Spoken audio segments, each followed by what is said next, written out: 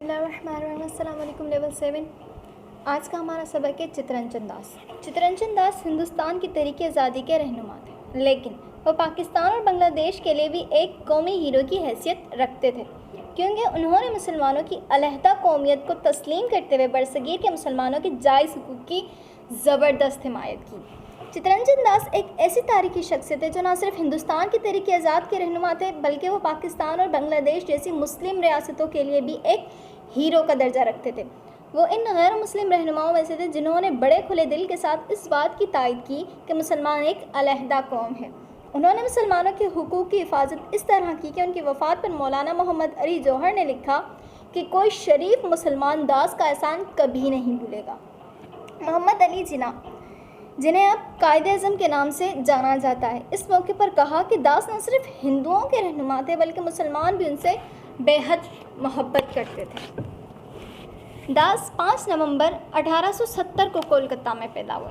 उनके ख़ानदान का ताल्लुक विक्रमपुर से था, जो अब बांग्लादेश के दारुल हुकूमत ढाका के एक ज़िले में है। ये एक मुअज़्ज़ज़ ख़ानदान था जिसके इल्म, इखलाक और हमदर्दी की बहुत शोहरत थी। दास भी अपने वालिदैन से यही तालीम हासिल करते थे कि हमेशा सच्चाई की जस्तजू करनी चाहिए और कमज़ोरों की मदद करनी चाहिए। उन दिनों हुकूमत के आला ओहदों यानी इंडियन सिविल सर्विस में शामिल होने के लिए इंग्लिस्तान जाकर इम्तिहान देना पड़ता था। बीए करने के बाद दास भी इस मकसद के लिए इंग्लिस्तान चले गए। इम्तिहान में तो वो कामयाब हो गए, लेकिन इस दौरान वो इंग्लिस्तान में हिंदुस्तान की हिमायत में बेहद जोशीली तकरीरें कर चुके थे। अंग्रेज़ों ने आज़ादी के मतवाले नौजवान को सरकारी मुलाजमत में कोई आला ओहदा देना मुनासिब नहीं समझा। दास ने हिंदुस्तान वापस आकर वकालत शुरू की और बैरिस्टर बनकर 1869 में हिंदुस्तान पहुँचे। उस ज़माने में पूरा बंगाल एक ही सूबा था, जिसकी हाई कोर्ट यानी अदालत आलिया कोलकाता में थी। दास ने भी कोलकाता में वकालत का आगाज़ कर दिया। 1869 में उनकी शादी मोहतरमा बसंती देवी से हुई।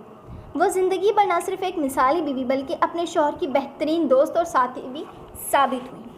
दास के वालिद भी वकील थे, मगर उस वक्त तक उनके माली हालात बेहद ख़राब हो चुके थे। वो ज़िंदगी भर दूसरों की मदद करते रहे, लेकिन बहुत से लोगों ने उनकी सखाफ़त से नाजायज़ फ़ायदा उठाया और उन्हें नुकसान पहुँचाया। नतीजा ये हुआ कि उन्हें ख़ुद दूसरों से कर्ज़ लेना पड़ा। अब उन पर कई लोगों का कर्ज़ अच्छा खासा चढ़ चुका था, जिसे वो अदा करने के काबिल न रहे। दास अपने वालिद के नहायत फरमानबरदार थे। उन्होंने वकालत के पेशे में सख्त मेहनत की। एक तवील अरसे तक वो पैदल भी अदालत जाते रहे।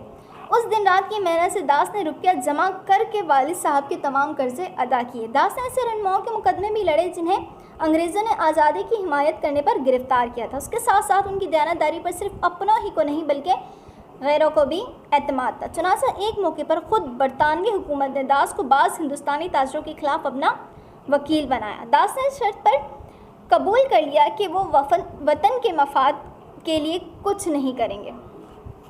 जिन ताजरों के खिलाफ ये मुकदमा था, वो दास के पास आए और कई लाख रुपए पेश किए, जो आज के हिसाब से करोड़ों की रकम बनती है। वो चाहते थे कि दास उनकी वकालत करें।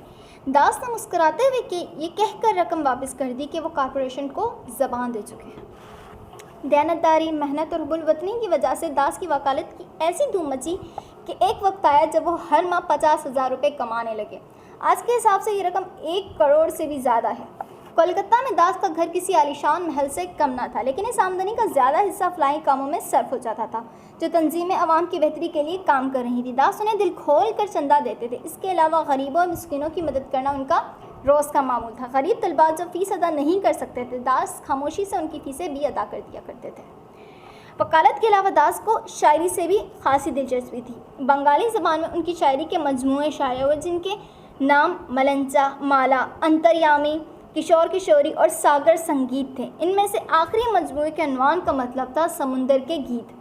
ये 95 नज़मों का मजमुआ था, जो दास ने समुंदर की लहरों से मुतासिर होकर लिखी थी। ये मजमुआ 1913 में शाया हुआ और दास ने अंग्रेज़ी में भी उसका तर्जुमा करवाया।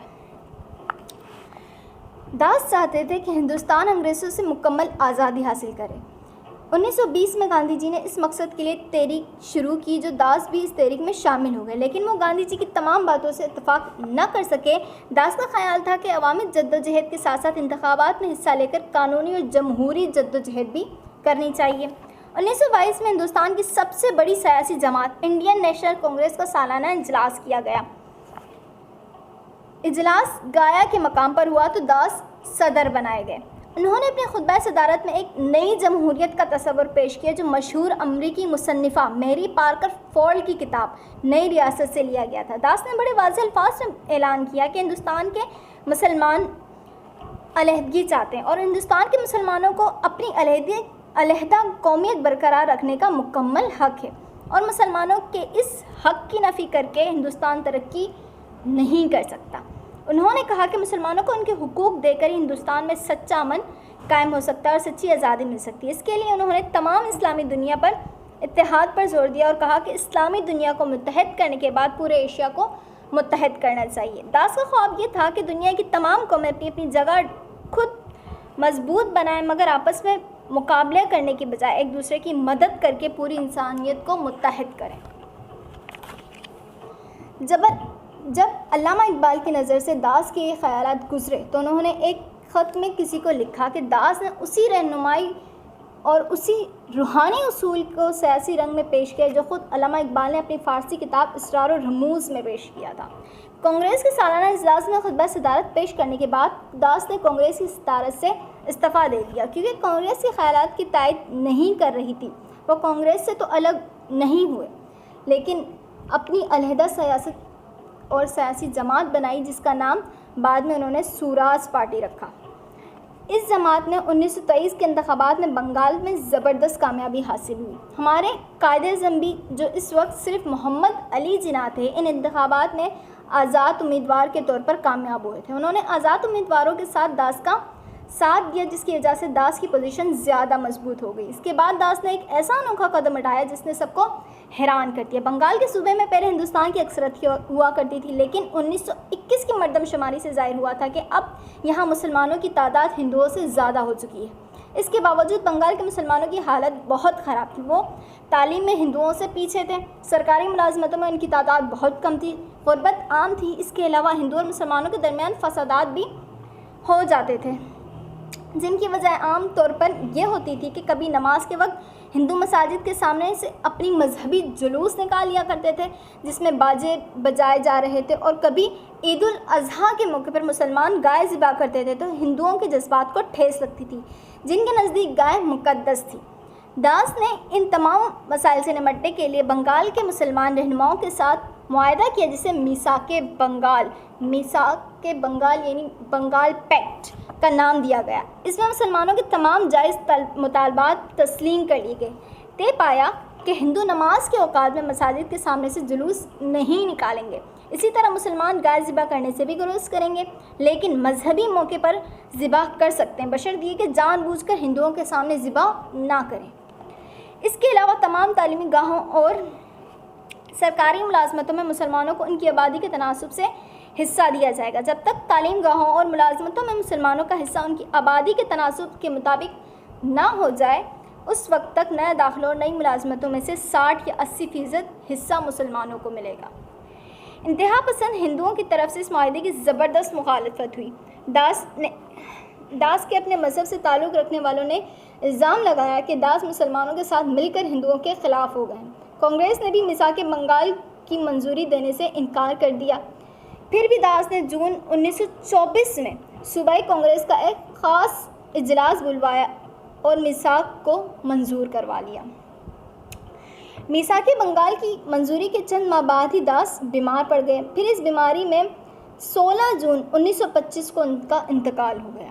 ملک بھر میں سوگ منایا گیا۔ داس نے اپنی زندگی ہی میں اپنی محل نما کوٹھی قوم کے نام وقف کر دی تاکہ اسے عورتوں کی بہتری کے لیے استعمال کیا جا سکے۔